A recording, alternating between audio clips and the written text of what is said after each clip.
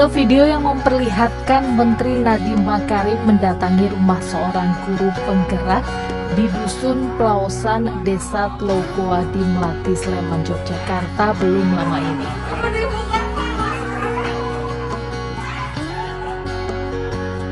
Sang guru. Dua kabar PPPK update. Seperti dikutip dari laman jpnn.com, penundaan pengumuman hasil seleksi tahap 1 mendapat komentar yang beragam, baik komentar positif maupun negatif. Bagi yang belum mencapai passing grade, penundaan ini menjadi kabar baik. Namun sebaliknya bagi mereka yang di atas kertas sudah meyakini kelulusan passing grade atau mereka yang memiliki cerdik, menganggap penundaan pengumuman sebagai sebuah ketidakadilan. Ketua DPD Forum Honorer Non-Kategori 2 Persatuan Guru Honorer Republik Indonesia Jawa Timur Nurul Hamidah merasa bersyukur pengumuman kelulusan PPPK 2021 tahap I diundur. Dengan pengunduran itu dia berharap usulan mereka bisa dikabulkan pemerintah. FHNK 2 IPG HRI menerima baik penundaan pengumuman yang awalnya dijadwalkan tanggal 24 September. Kami berharap apa yang kesekian kalinya kami sampaikan kepada pemerintah bisa direalisasikan, kata Nurul. Ia menyebutkan, penambahan afirmasi jangan sampai dipukul rata. Jika itu berlaku, maka bakal ada gejolak lagi. PGHRI telah mengusulkan tambahan afirmasi masa pengabdian dan atau bagi yang memiliki akta 4. Usulan itu sejak 2017 tertuang pada naskah akademis PP 49/2018. Tentang manajemen PPPK sebagai payung hukum honorer non-K2. Nurul menjelaskan usulan tersebut sudah disampaikan dalam RDPU bersama Komisi X dan pemerintah didampingi PBPGRI. Kenapa kami terus bersuara kepada pemerintah karena memang penghargaan akan masa pengabdian ini betul-betul harapan para honorer, ujarnya. FHNK 2 PGHRI mengapresiasi pemerintah yang sudah memberikan kebijakan PPPK sebagai solusi penyelesaian honorer yang bertahun-tahun mengabdi meski pada 2019 hanya dikhususkan untuk honorer K2. Honorer non-K2 baru terakomodir di seleksi PPPK Guru 2021 dan ada pemberian afirmasi. Dia berharap jangan sampai tambahan afirmasi masa pengabdian nanti menguntungkan honorer yang belum mencapai passing grade tetapi merugikan guru honorer yang sudah lulus di tes PPPK Guru tahap I. FHNK 2 PGHRI mengusulkan afirmasi masa pengabdian harus memperhatikan masa pengabdian sesuai data di Dapodik. Kami berharap masa kerja 5-10 tahun afirmasinya 25%. 10-15 tahun afirmasinya 50%. Dan 15 tahun ke atas afirmasinya 75%. Jika dipukul rata maka akan bergejolak lagi. Kami pengurus sudah banyak menerima masukan dari para anggota. Dengan persentase tersebut saya yakin kawan-kawan akan lega, kata Nurul Hamidah.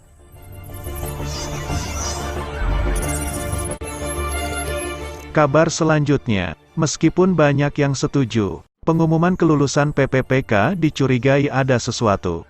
Penundaan pengumuman kelulusan PPPK Guru tahap 1 masih belum jelas sampai kapan batas waktunya. Kemendikbudristek hanya meminta Panselnas menunda pengumuman kelulusan PPPK yang seharusnya dilaksanakan tanggal 24 September.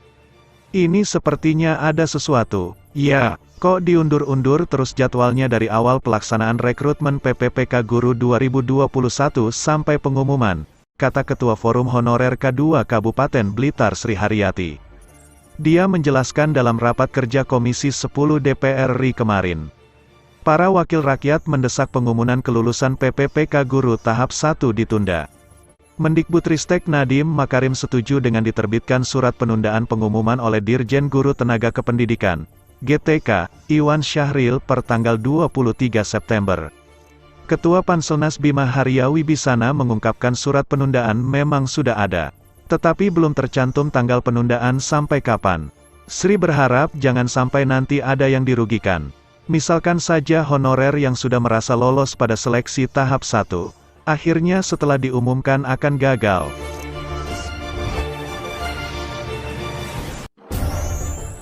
Terima kasih. Dengan semangat mengubah air mata kesedihan menjadi air mata kebahagiaan, saya ingin menyampaikan yang pertama. Kami mendengarkan dengan baik dan sangat teliti dalam saudaraku Menteri menyampaikan tadi pemaparan tentang guru P3K. Dan kami juga mendukung bahwa Kemendikbudristek harus mempertimbangkan masukan dari pakar-pakar pendidikan tentang pentingnya menjaga integritas proses seleksi guru untuk meningkatkan kualitas pendidikan bagi siswa di Indonesia. Kami sangat memahami itu.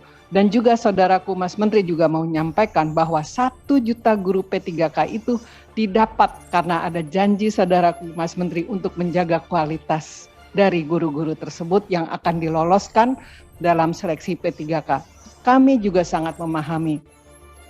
Tetapi juga perlu juga dipahami bahwa kalau ada guru-guru, bukan kalau ada, banyak sekali guru-guru yang mengalami kekurangan dalam hal pendidikan, dalam hal keterampilan, itu juga adalah sumbangan dari pemerintah kita yang tidak melakukan pendidikan dengan sangat baik kepada para guru-guru tersebut. Apakah coba ditanyakan, apakah sering dilakukan pendidikan bagi guru-guru kita secara berkesinambungan, kemudian mendapatkan pelatihan dengan baik, kemudian mendapatkan sarana prasarana dengan baik juga tidak. Saya bisa sampaikanlah, saya ini mewakili Bengkulu saja, bahwa di Bengkulu, di Kabupaten Kaur, ada satu sekolah, satu atap, di mana ada SD, SMP, tidak pernah mendapatkan laptop. Terus kemudian guru honornya ada 4 dan guru PNS-nya 1. Mereka harus melakukan pengajaran di situ. Nah, ini yang 4 ini kemudian melakukan ikutan ini P3K. Bu Dewi, kita nih ikutan. Saya nurut kata Pak Dirjen bahwa harus pada latihan, bikin grup, ikut bimbingan tes, sudah. Ikut pelatihan, sudah. Walaupun susah payah itu, kalau mau pergi ikut pelatihan itu nyebrang dulu jembatan. Dan itu banyak kejadian. Nah, karena itu saudaraku Menteri, dalam hal ini tadi disampaikan, ubahlah air mata kesedihan menjadi kebahagiaan, dan menyambung dari saudaraku Kadafi katakan, terima aja semuanya, kemudian lakukan upgrade. Lakukanlah pendidikan yang sangat baik kepada guru-guru honor itu. Kalau Mas Menteri yang melakukan ini saya rasa bisa, karena Mas Menteri orangnya visioner, maju ke depan dan paham cara melakukannya.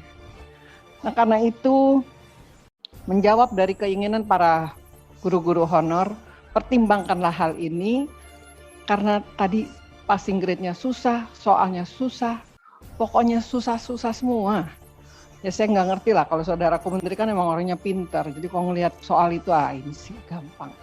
Tapi pertimbangkan itu dan mudah-mudahan ada jalan keluar. Saya rasa Mas Menteri sangat bisa mencarikan jalan keluar, dan kemudian menjawab kekurangan dari guru-guru kita, kekurangan jumlah guru. Dan saya juga ingat bahwa program ini dilakukan karena adanya kekurangan guru di Indonesia, menjawab kekurangan guru kita. Dan yang